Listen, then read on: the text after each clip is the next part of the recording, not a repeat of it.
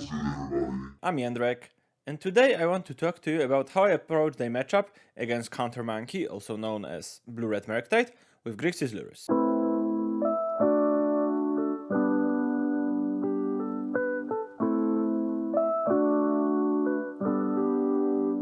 Alrighty, so this is the second video of the series in which I am talking about matchups against the most popular decks in Modern for Grixis. First matchup that I've talked about was Hammer. I posted this video last week, and you can find it, I think here. It might be the other. It might be the other corner, but I will do my best to place it right there. Similarly to Hammer, first I will go over my plan for the matchup, and then I will talk a bit about how I sideboard in the matchup. So without any further ado, let's jump right into it.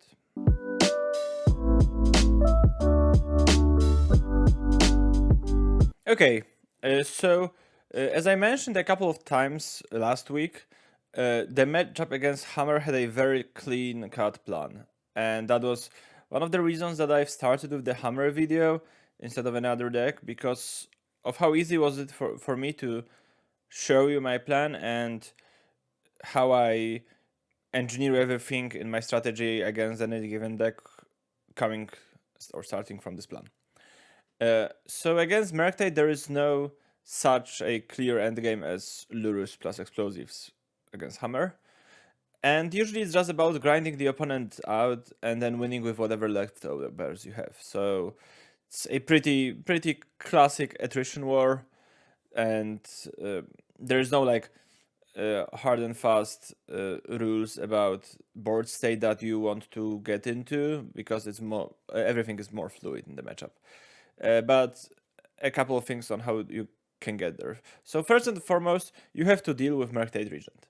Murktide Regent is a threat that A, kills you the quickest of all their threats, and second of all, is the hardest one to remove.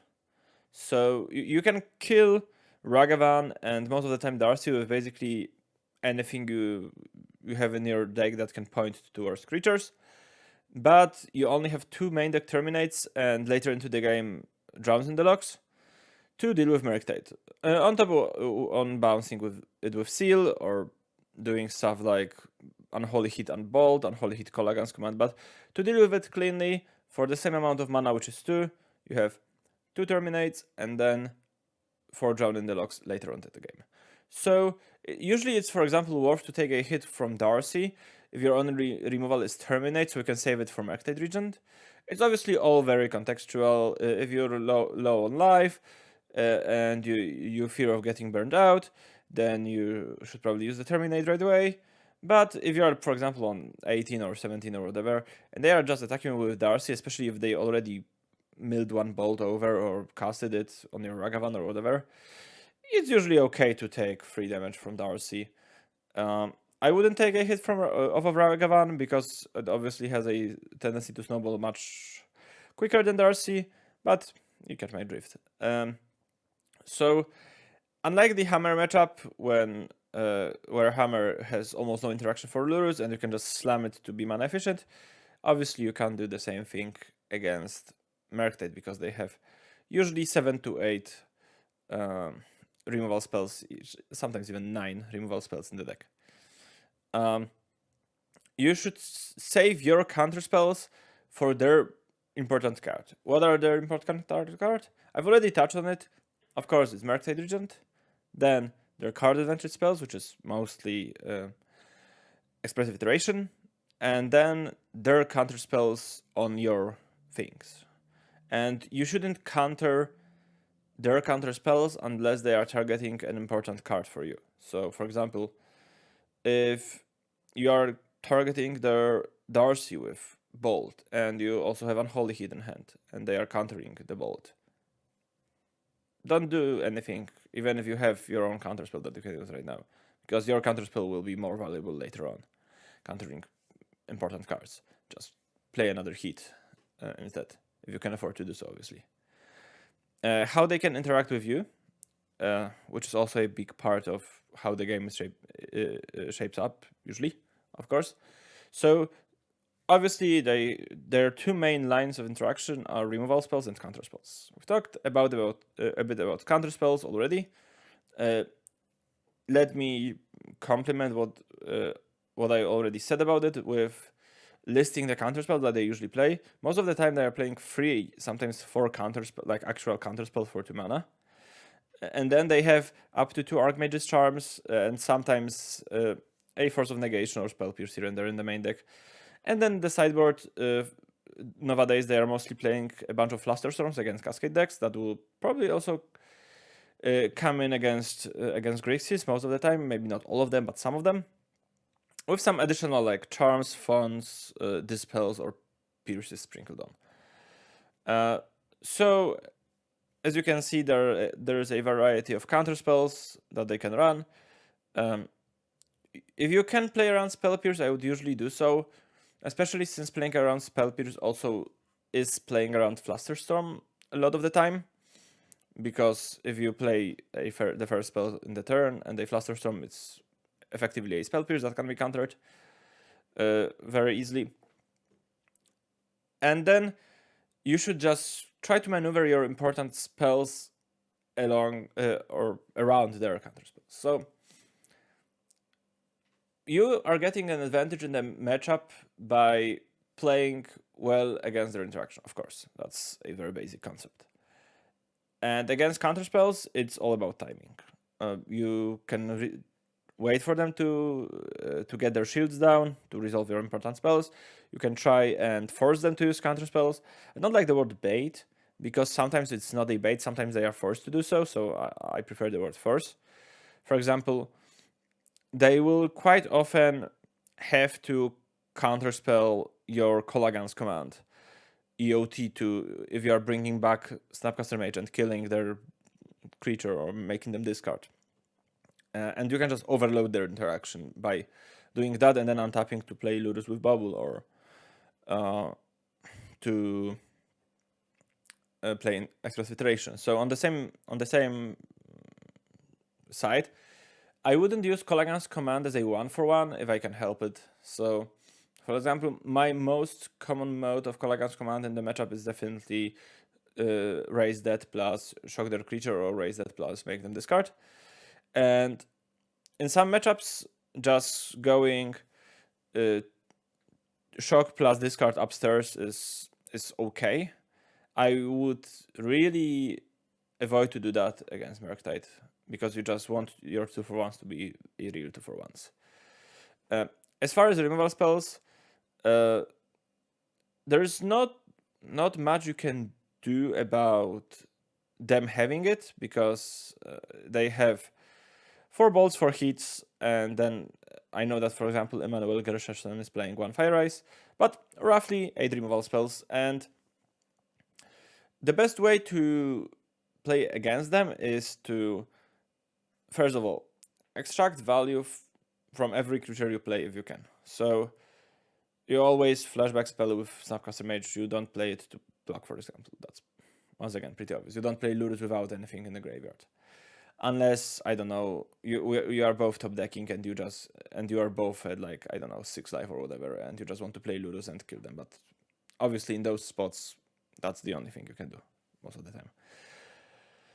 And then there's a topic of forcing your important things through the removal spells. So, for example, if you Inquisition them on turn 1, and their hand is Counterspell, Murktide Regent, 2 lands, Ragavan or Darcy, and then 2 removal spells, something like this.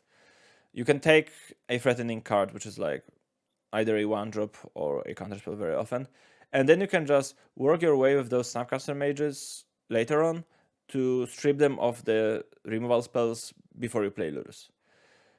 You can usually take care of as many as like 3 removal spells this way, between Inquisition, flashing back Inquisition, attacking them with Snapcaster Mage and forcing them to use it, forcing them to remove a blocker for Ragavan, stuff like this. And when it comes to Ragavan, you have your own Ragavans usually, and you shouldn't really play it on turn 1 if you know what you're up against. I think, like if you know that you're up against blue-red, I think on the play that's fine. I don't think I would play a turn 1 Ragavan. I definitely wouldn't play turn 1 Ragavan on the draw against an untapped land. Like if my opponent played Spire Bluff Canal and pass, I'm not playing Ragavan and passing because they will just kill it and then dash the Ragavan or whatever. So try to line up your Ragavan well against their interaction as well. That's pretty obvious. And then the third biggest way that they can interact with you is Blood Moon. I've played against Blood Moon a bunch of times out of Murktide, and I'm still not sure if they should have it in, because it will sometimes obviously lock you out of the game if you're not careful or if your draw lined up poorly against Blood Moon. But more often than not, the Blood Moon is pretty low impact, and sometimes it even hurts them more than you. Because I think the best way to play around Blood Moon, and the reason I've built the deck in the way that I've built it, is that with a pair of islands and a pair of swamps, you can cast every spell in your 75 and flashback anything but counterspell with Snapcaster Mage. So if you can just either you draw naturally a basic or two and then fetch the remaining ones that you need, or if they are not, because they won't always play Blood Moon on turn 3. So even if they play it on turn 3 on the play, which is the worst case scenario, usually you can get one basic at least. And with a swamp, you can work quite okay against them. Similarly with an island, I guess, because you instead of getting all the hard removal, you have explosive iteration to dig for basics even more. But if you get one swamp, one island, it's usually somewhat easy to cast to play the game. And if you have 2 swamps, 2 islands, then it's obviously very good for you. So yeah, I would recommend against playing stuff like Feed the Swarm or I don't know, Echoing Truth, some kind of weird weak bounce or removal effect or Ether Gust against this matchup, just to get rid of Blood Moon. Fetching your basics and playing around it this way is, in my opinion, much better. And then there is a final way that they can interact with you, which is Grave Hate. Some people will have Soul Guide Lantern against you, and as it tends to be with a one-shot Graveyard Hate like this, I guess Soul Guide Lantern is technically a 2-shot, because they can exile your Mishra's Bubble in the first go and then exile your second bubble, which is kind of annoying, but usually if you're playing against a, let's call it one-shot Graveyard effect, you want to save your bubbles that you have in play until you see that they don't play a discard. So for example, if you have 2 bubbles in the graveyard and you play Lurius, you bring back 1 bubble. If you don't need a card right away, you can wait to crack this bubble up until their end step, so you can see that they don't play Soul Guide Lantern and just wipe both of your bubbles. Or like, okay, once again, with two bubbles, it's not working that well because they can do that anyways. But for example, if your graveyard is 2 bubbles and Snapcaster Mage, you can just be patient and extract more value. So I think I've covered most stuff that I wanted to cover.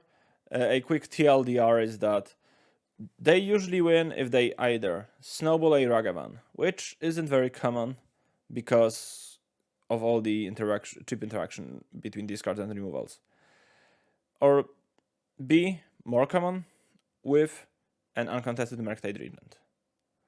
So your main goal is to stop those 2 from happening, and then you will just win the attrition war because you have more 2-for-1s than they do.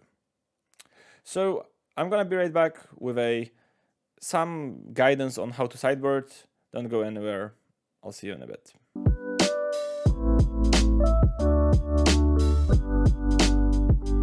Okay, so the last part of this video will be about sideboarding, and even though the change in your deck isn't as drastic as it is, for example, against Hammer, you don't have some insane cards against Murktide, because there are no insane cards against Murktide in general.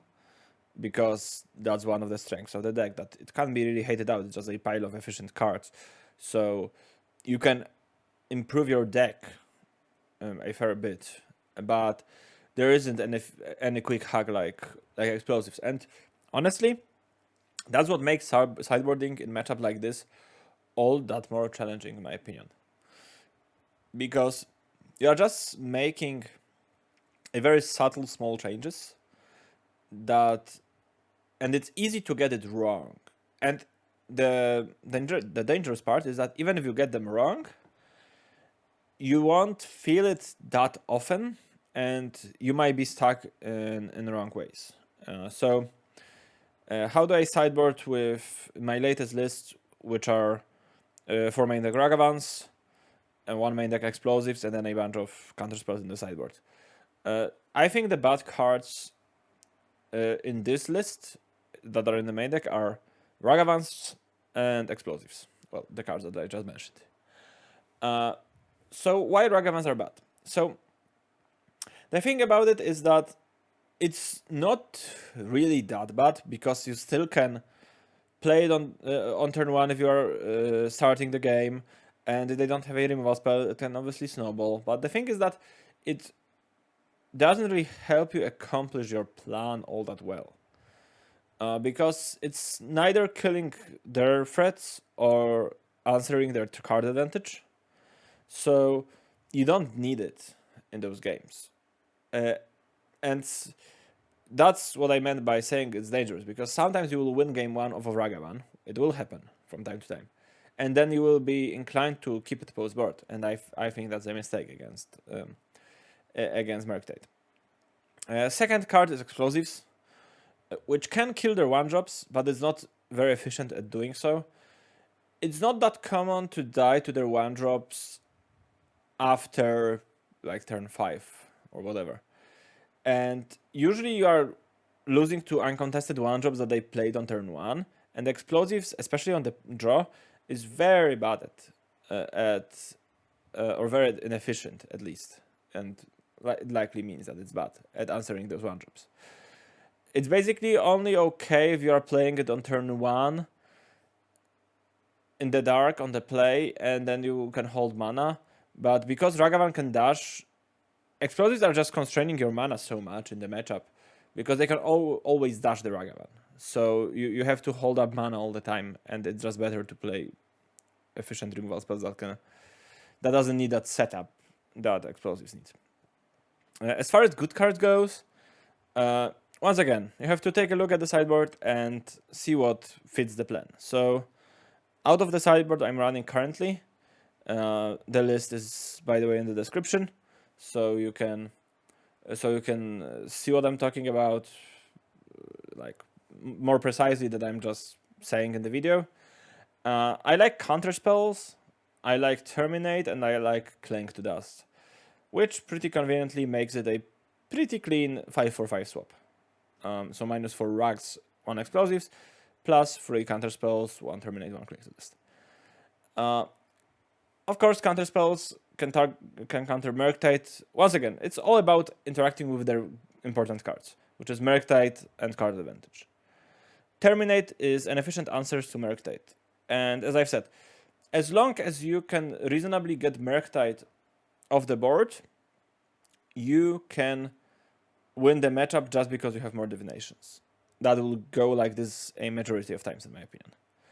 So Terminate, once again, it's another way to get Murktide. And then Cling to Dust serves 2 roles. From time to time, it will just gain you 3 or 6 life and prevent them from burning you out. But that's the less common application of Cling to Dust. Most of the time, it will just be a divination, or it will even draw free cards from time to time. In those like drawn out games, you will just escape it once or twice, and those additional 2 cards can make all the difference. So once again, TLDR on the sideboarding: out cards that doesn't line up well with your plan, in this case Ragavan and explosives, in cards that do so, which are counter spells, terminate, cling to dust. And yeah, that's it. I think this video will end up being significantly shorter than the hammer one. Maybe not significantly, but like the hammer one was like I think 27 minutes. I think this will round in about 18, maybe 20. Nevertheless, next week I'm gonna either make a similar video on another deck, which might be the mirror or the red black, or maybe elementals, or I'm gonna make the like overall guide for Grixis video. Like what I've already had a guide on paper, obviously, but the type of what I've learned throughout the month of playing the deck video. I'm gonna make it either next week or in 2 weeks. In 2 weeks, I'm playing a 5K-ish, you could say. That's roughly the prize pool, around $5K. Paper tournament in Poland. So before that tournament, I am pretty likely to release the overall Grixis video. I might not end up playing Grixis in the tournament, but that's because I'm afraid that metagame might be very outdated, and a lot of people will play Burn and Tron. Even though Tron is popping up here and there, I think in general, Tron is a deck that's very bad against Hammer Time, and you can't afford to be bad against Hammer Time in the long run. So there is a possibility that I will play a strongly teched Grixis list against Tron, or I might play a different deck altogether because it's better against Tron. But for the Modo metagame, I'm still super happy with Grixis. If you don't have a ton of psychopaths with Green Tron in your local area, then Grixis is a perfectly good choice still. One of the top 3 decks in the format, in my opinion, alongside Murktide and Hammer. So just keep sliving up Lurus, keep smashing your opponent, because that's the way to do it in Modern right now. Aside from the videos, as you very well know, I am streaming on Twitch on Mondays, Tuesdays, and Thursdays. The link is in the description below, alongside my other socials, alongside the list that I've mentioned before, that I was talking about in this video. So yeah, that's it for me today. Have a lovely weekend, and as always, happy Lurusing. Take care.